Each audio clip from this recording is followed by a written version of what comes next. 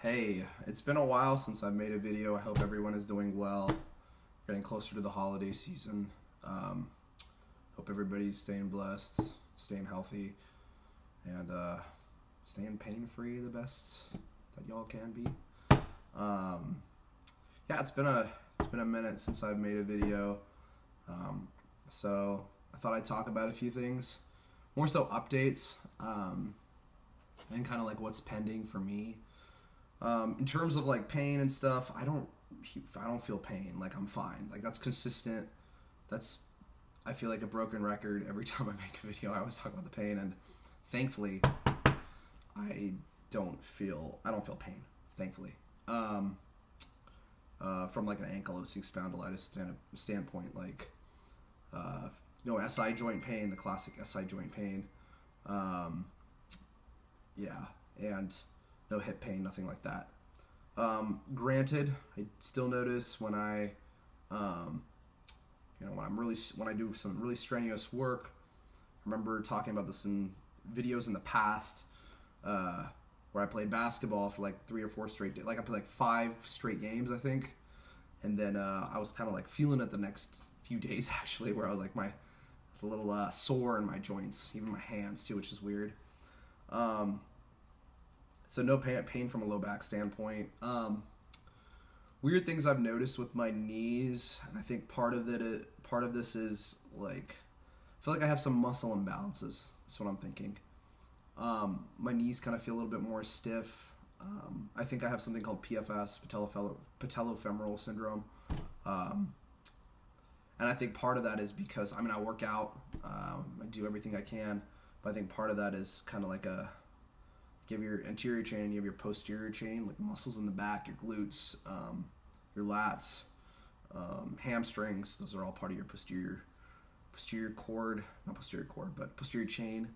And I think that's a little bit weak, so my knees are hyperextending, which could be causing some issues.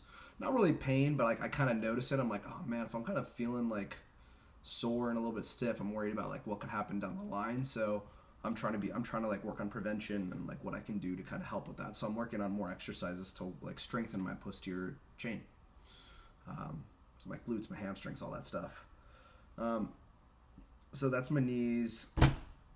But yeah, like I think just in terms of like some stiffness, some uncomfortability, maybe like a 2 out of 10, 1 or 2, but not too bad. Another thing that I kind of wanted to talk about, and this is actually kind of like a common phenomenon in ankylosing spondylitis.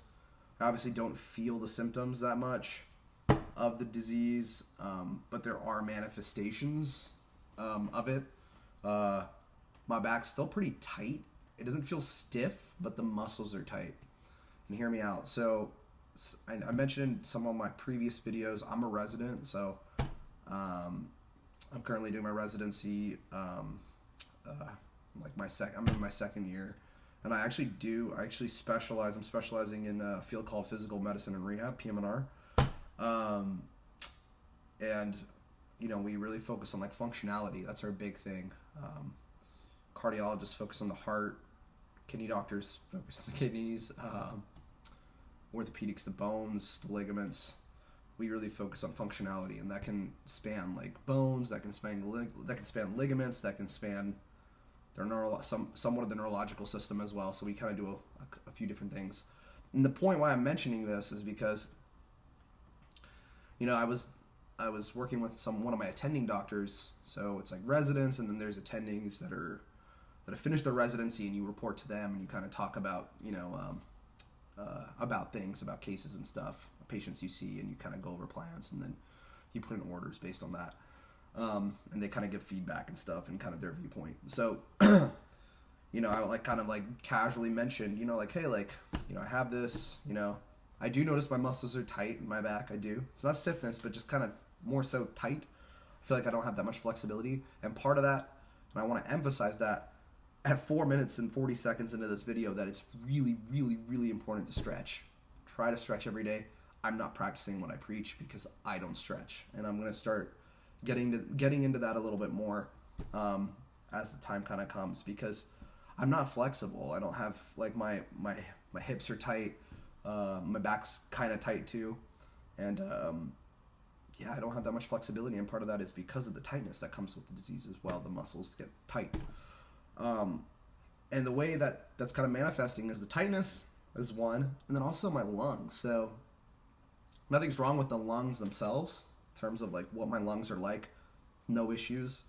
But the tightness, you think about it, your muscles are tight, your lungs can't expand as much, and that's kind of like what I'm noticing. It's subtle, but I'm like kind of obsessive of some things, and I try to really like look at the little nuances. And you know, I was on my pediatric rotation. I'm on my pediatrics rotation, so I'm doing pediatric rehab, really sad rotation. But I'm working with one of the attending doctors, and he's like 45, older guy, pretty good shape though. Like he could be that he's like maybe in better cardiovascular shape than me, and maybe I just need to exercise more in terms of like a cardiovascular. I do a lot of weights, but you know, at the end of each visit, we'll take off the gloves, and he'll blow into like one of the gloves and make like a little balloon for the patient, a little kid, and it'll have like 5 fingers. It looks like a peacock kind of thing, and then he'll make like faces on it. He had me do one, and like it was ridiculous. I only could fill it up like 3/4 of the way compared to him. It was wild, and he was kind of like laughing. He's like, "Oh man, like, you know, your lungs aren't, you're not able to breathe as much air." And part of that's actually like a test. We test people's like vital capacity. That's a thing to do with the lungs, just to kind of see how much air they're kind of getting in and out, and kind of testing their total. You know, how much. I don't remember the exact terms, but basically how much air someone's able to inspire, and then how much air they can expire out.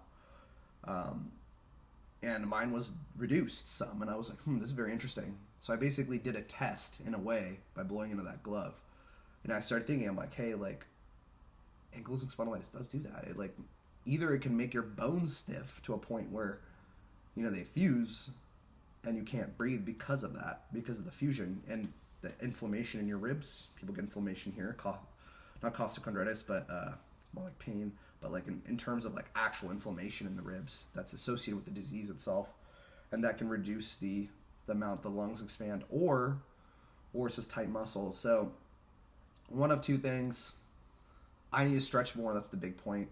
That's like what I really want to emphasize. Stretch every day. Look up stretches online for ankylosing spondylitis.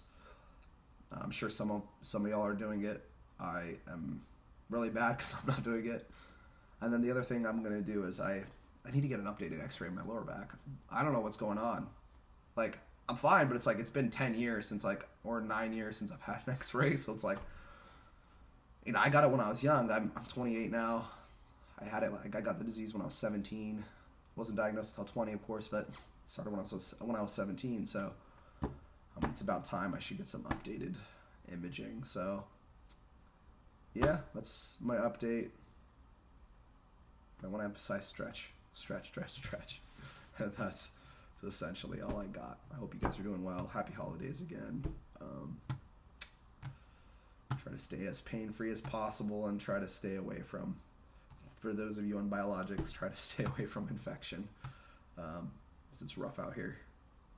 See you guys later.